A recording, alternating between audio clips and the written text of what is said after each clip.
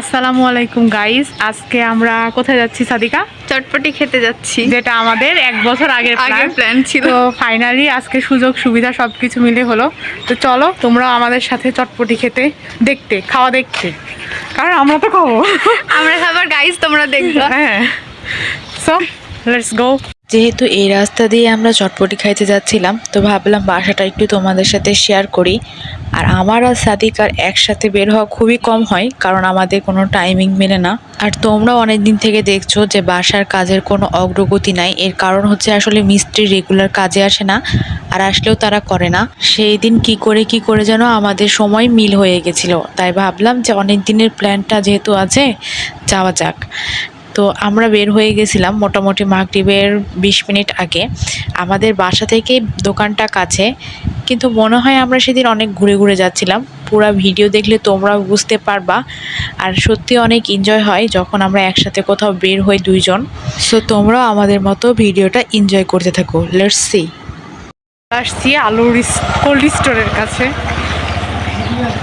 এই পিছনে এটা হচ্ছে কোল্ড স্টোর।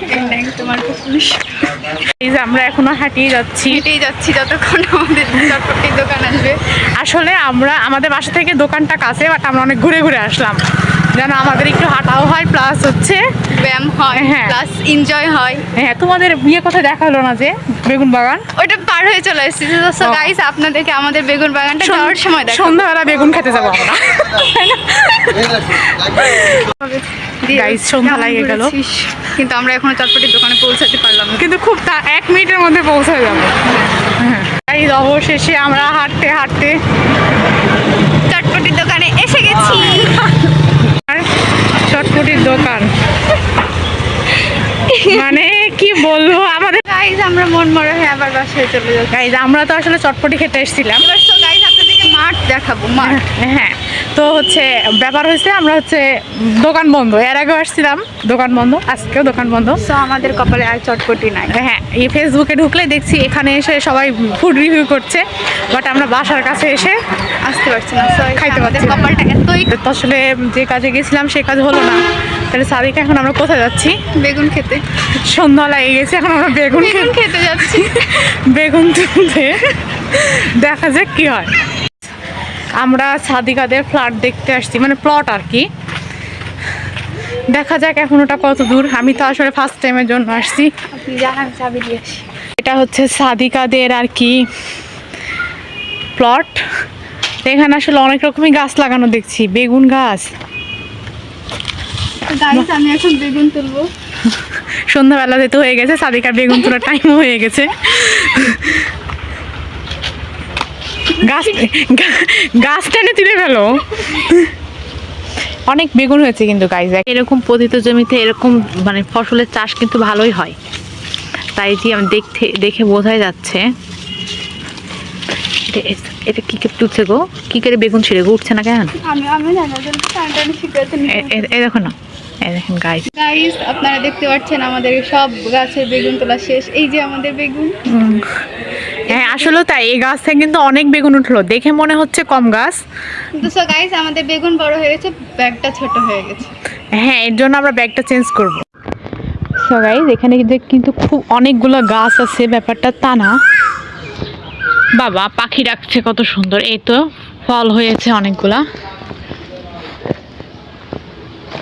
আরও এখানে পেঁপে থেকে শুরু করে সব রকম গাছই আসলে আছে। জি, পেঁপে। আরেকটা ইন্টারেস্টিং জিনিস দেখাই, চলেন আপনাদেরকে।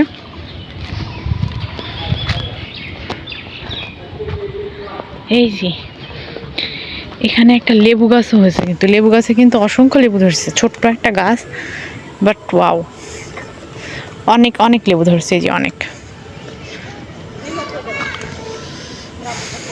গন্ধরাজ লেবু, অনেক লেবু ধরছে। এটা হচ্ছে, সত্যি কথা বলতে, বাসার পাশে যদি এরকম জমি থাকে আর জমিতে যদি এরকম গাছ লাগানো যায়, ব্যাপারটা সত্যি অসাধারণ হয়। আমাদের যেখানে পতিত জমি আছে ওখানে এরকম গাছ লাগানো আছে, কিন্তু এত সুন্দর আসলে হয়নি, কারণ এই জায়গাটা আসলে সত্যি অনেক সুন্দর আর মাটি অনেক উর্বর। তো দ্যাটস ইট, দেখলেন আপনারা পুরোটাই। পিছনে একটা বাসাও হয়েছে, বাসাটা ভালোই, খারাপ না। এই তো চারিদিকে যাচ্ছি। এখন আমরা মাঠের দিকে যাচ্ছি, একটা সুন্দর প্লেস দেখাবো আপনাদেরকে।